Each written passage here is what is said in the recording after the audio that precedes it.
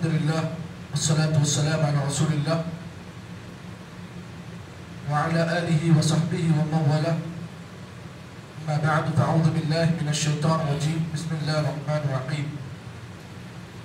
يا أيها الذين آمنوا لا تقربوا الصلاة وأنتم سكارى حتى تعلموا ما تقولون ولا جنبا إلا عابر سبيل حتى تغتسلوا وإن كنتم مرضى أو على سفر أو جاء أحد منكم من الغائط أو لامستم النساء فلم تجدوا ماء فتيمموا سعيدا طيبا فامسحوا بوجوهكم وأيديكم إن الله كان عفوا غفورا.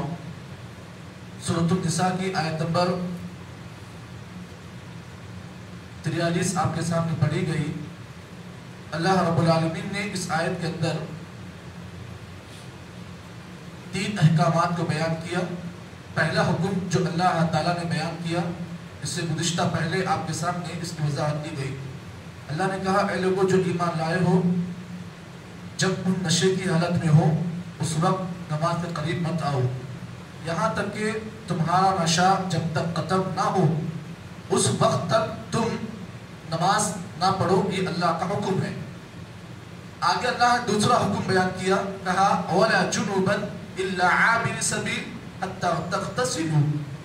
اور اللہ نے یہ حرام کیا ہے کہ اگر کوئی آدمی جنوبی ہے، جنوبی سے مراد بیوی سے ہم بستری کیا، تو اس مرد کے لیے بھی حرام ہے کہ وہ جنوبی کی حالت میں، حالت جنابت میں وہ آدمی نماز پڑھے اور مسجد کو آئے. یہ اللہ نے حرام کیا ہے. تیسرا حکم اللہ رب العالمین نے یہ بات بیان کی اور فرمایا وَإِن كُنتُم مَرْضَىٰ أَوْ عَلَىٰ سَفَرٍ أَوْ جَاءَ أَحَدٌ مِّنكُم مِّنَ الْغَائِطِ أَوْ لَامَسْتُمُ النِّسَاءَ.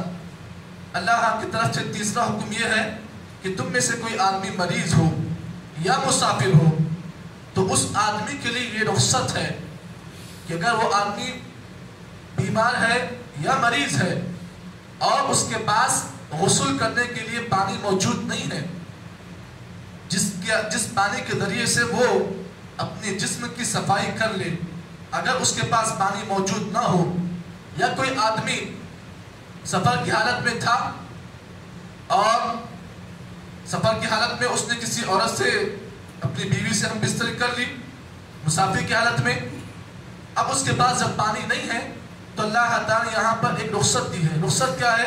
فَلَمْ تَجِدُوا مَاءً فَتَيَمَّمُوا صَعِيدًا طَيِّبًا. اگر تمہارے پاس پانی نہیں ہے تو اس وقت تم کیا کرو؟ فَتَيَمَّمُوا صَعِيدًا طَيِّبًا، پاک مٹی کے ذریعے سے تم تیمم کر لو. اب تیمم کا طریقہ کیا ہے؟ اللہ نے کہا فَامْسَحُوا بِوُجُوهِكُمْ وَأَيْدِيكُمْ. تیمم کا مقصد یہ ہے، اللہ نے کہا کہ جب تمہیں کوئی پاک مٹی مل جاتی ہے تو تم اس پاک مٹی پر بسم اللہ کہہ کر اپنے دونوں ہاتھوں کو مارو اور فَامْسَحُوا بِوُجُوهِكُمْ وَأَيْدِيكُمْ، اپنے ہاتھ اور اپنے چہرے کا مسح کرو. مسح کا مطلب یہ ہے کہ جس دونوں ہاتھوں سے جو ہم مٹی کو جو بسم اللہ کہہ کر مارتے ہیں، اس مٹی کے ذریعے سے اپنے چہرے کو اور اپنے ہاتھوں کو آپ مسح کریں. ان اللہ کان عفوا غفورا، اللہ تعالیٰ معاف کرنے والا اور کیا ہے؟ اللہ تعالیٰ بخشنے والا ہے. یہ آیت کا ترجمہ ہے. اب یہاں پر ایک بات آپ جان لیں کہ تیمم یہ اللہ تعالیٰ کی طرف سے ایک رخصت ہے اس امت محمدیہ کے لیے. پچھلے زمانے میں تیمم کا کوئی رواج نہیں تھا تو صحابہ بڑے پریشان ہوا کرتے، کیونکہ ایک تو سردی کا موسم ہوتا اور سخت سردی کے موسم میں ٹھنڈا پانی آدمی اگر استعمال کرتا ہے تو بسا اوقات وہ ٹھنڈا پانی اس کے لیے وبال جان بن جاتا ہے. ایسے ہی ایک واقعہ اللہ کے نبی کے زمانے میں ایک صحابی رسول کے ساتھ آیا. واقعہ آپ دیکھیں، وہ صحابی رسول کہتے ہیں کہ ایک مرتبہ میں سخت سردی کے موسم میں اپنی بیوی کے ساتھ میں نے ہم بستری کر لی. اب بہت سردی کا موسم تھا اور پانی بہت ٹھنڈ تھا. پانی بہت اتنا ٹھنڈا تھا کہ اگر جسم پر کوئی آدمی ڈال لیتا تو آدمی کی جو ہے طبیعت بگڑ جاتی. تو میں نے کیا کیا، اس موقع پر ٹھنڈا پانی اپنے اوپر استعمال کر لیا. صحابی رسول کہتے ہیں اس ٹھنڈے پانی کو میں نے اپنے اوپر جب ڈالا تو اچانک میری طبیعت بگڑ گئی، اور بگڑنے کے بعد کچھ دنوں کے بعد اس صحابی رسول کا انتقال ہوا. اللہ کے نبی صلی اللہ علیہ وسلم کو معلوم ہوا کہ اس صحابی نے ایسا عمل کیا ہے. تو تو آپ صلی اللہ علیہ وسلم نے افسوس کا اظہار وہاں پر کیا۔ ایک دوسرا واقعہ اسی طریقے کا ہے۔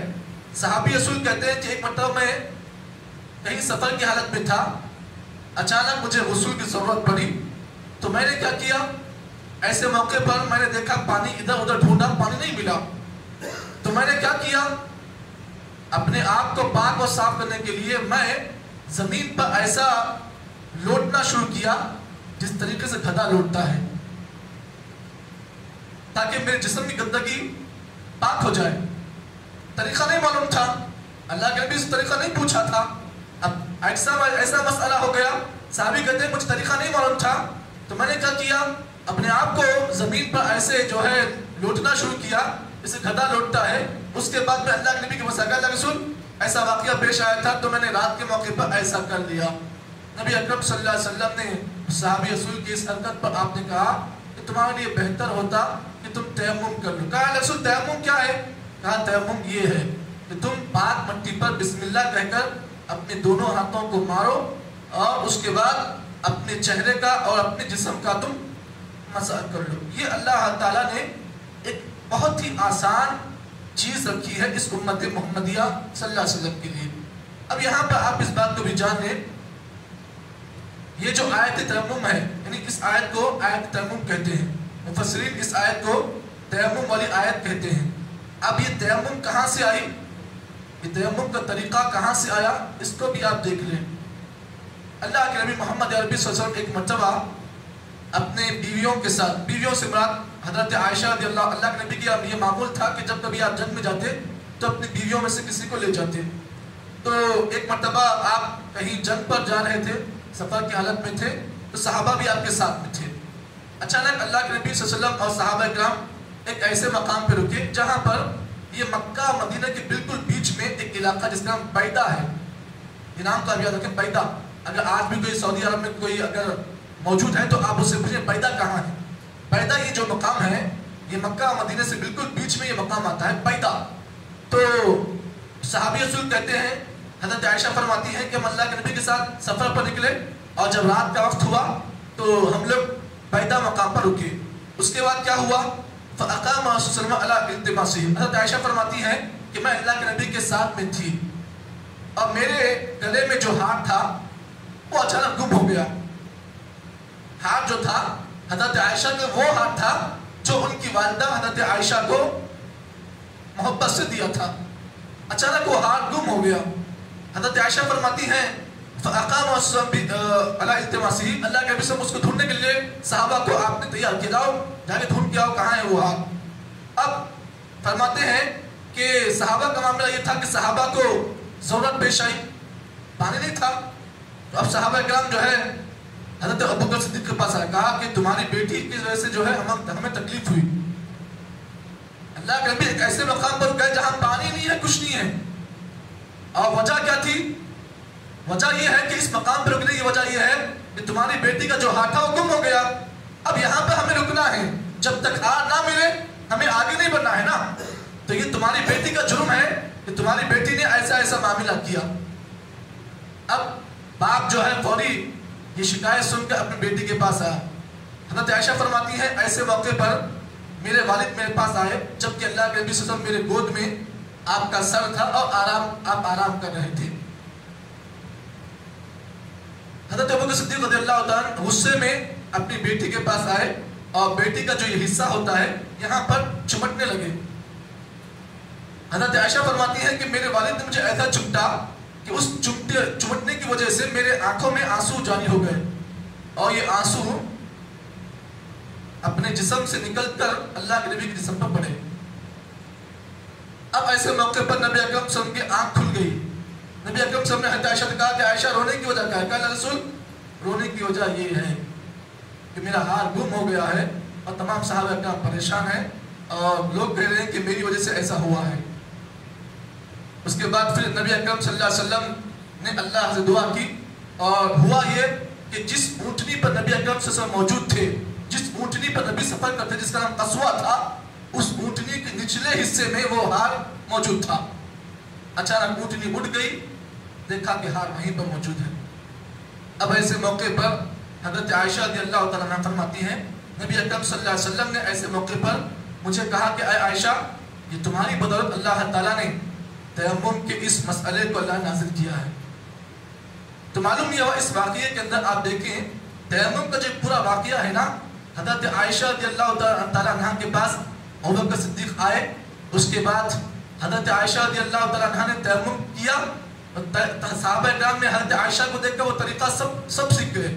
اس کے بعد نبی اکرم صلی اللہ علیہ وسلم فرماتے ہیں اے عائشہ یہ تمہارے آل ابو بکر کی خاندان کی بدولت اللہ تعالیٰ نے اس تیمم کو اس امت پر اللہ تعالیٰ نے بطور رخصت کے پیش کیا ہے. تو معلوم یہ ہوا قرآن مجید کی اس آیت کو آیت تیمم کہتے ہیں. اللہ نے اس آیت میں یہی بات بیان کی، فرمایا وَلَمْ تَجِدُوا مَاءً فَتَيَمَّمُوا صَعِيدًا طَيِّبًا. لوگوں جب کبھی تمہیں ایسا کوئی مسئلہ پیش آ جائے، تمہارے پاس پانی نہیں ہے اور پانی کے لیے تم تلاش کرو، پانی نہیں مل رہا ہے اور نماز کا وقت بالکل قریب ہے، تو اس وقت تم کیا کرو فَتَيَمَّمُوا صَعِيدًا طَيِّبًا، پاک مٹی پر تم تیمم کر لو. اور تیمم طریقہ کیا ہے؟ فَامْسَحُوا بِوُجُوهِكُمْ وَأَيْدِيكُمْ، اپنے ہاتھوں پر اور اپنے چہرے پر مسح کر لو. یہ تیمم کا بالکل آسان طریقہ ہے. تو تیمم کے اور بھی بہت سارے اللہ نبی صلی اللہ علیہ وسلم سے تیمم کے اور بھی بہت سارے سنتیں ہیں جس کو جاننے کی ضرورت ہے. اور تیمم یہ ایک ایسا مسئلہ ہے جو صحابہ کرام کے زمانے میں اور نبی اکرم صلی اللہ علیہ وسلم کے زمانے میں بھی تھا، اور آج ہمارے پاس بھی اگر پانی نہیں ملتا ہے تو ہم بھی تیمم کر سکتے ہیں. اللہ سے دعا ہے کہ اللہ تعالیٰ مجھے اور آپ کو جتنی باتیں ان آیتوں کے روشنی میں بیان کی گئی ہیں اللہ صحیح معنی میں اس پر عمل کی توفیق عطا فرمائے. سبحان اللہ بحمدہ، سبحانک اللہم وبحمدک، نشہد ان لا الہ الا انت، نستغفرک ونتوب الیک.